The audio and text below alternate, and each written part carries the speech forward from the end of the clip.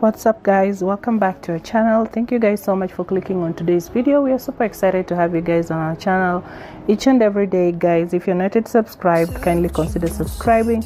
Do not forget to give this video a thumbs up, and do not forget to let me know in the comment section which gown for this video was your favorite and why do you like that gown. So guys, as we get to enjoy our weekly lookbook, we're gonna be able to share with you guys who should you bring to your wedding dress shopping. We're gonna give you tips and a few things that you should know when you're bringing people to your wedding dress shopping, guys. So guys, as we all know, trying on wedding dresses is an exciting milestone in the wedding planning process, and all brides dreaming of finding the dress that takes their breath away.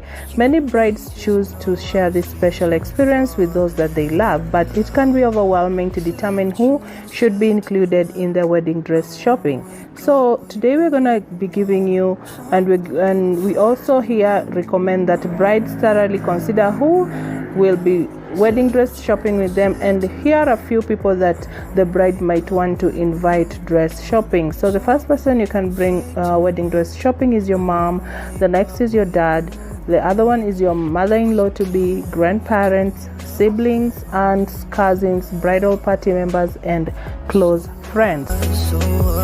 So guys, also while this list could bring brides to show up with a dozen people for their appointment, we encourage that all brides bring only those that are supportive and the most important people for the big day. So many brides with large shopping parties quickly realize that having so many voices can be overwhelming.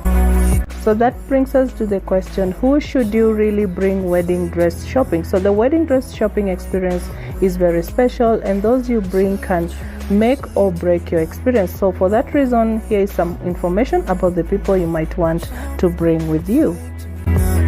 So the first group of people is the supportive family and friends. So think of people who are most likely to have your back and provide encouraging, supportive feedback on gowns. So those are the kinds of people that you should invite to your appointment. Generally, moms are the first person that brides choose to include in their wedding dress shopping trip.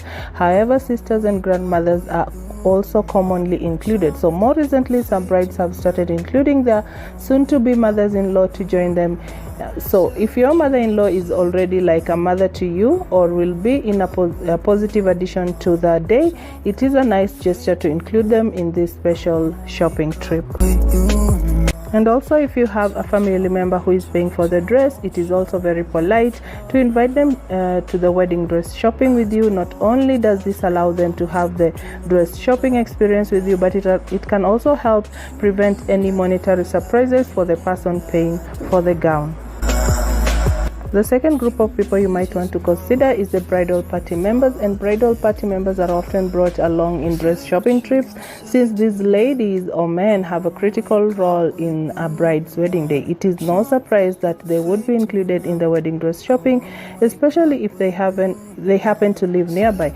Even if a bride doesn't bring the entire wedding party, because let's be honest, some bride tribes are rather large, the maid, the matron of honor can come along for added support. So that brings us to another question: how do you determine the number of guests you want to bring wedding dress shopping? So as we mentioned before, we strongly recommend limiting the number of people you bring to your bridal salon appointments, and also you have to remember that the more people you bring, the more different opinions you will have to receive. So having a bunch of different opinions can lead to unnecessary stress for the bride. So to prevent feeling overwhelmed by too much feedback, try to think about the appropriate number of wedding dress shopping companions for you. You are truly the one who knows how many people you should bring wedding dress shopping. So the best thing you can always do is to limit your guests and just the most important people in your life. If other people want to help you, you could ask them to shop for accessories, shoes, and other wedding needs instead. We also urge you to remember that bridal shops have limited spacing, and to ensure that your party is manageable for the salon, good idea to research or call each bridal shop you plan to attend to see how many people they will allow in your party.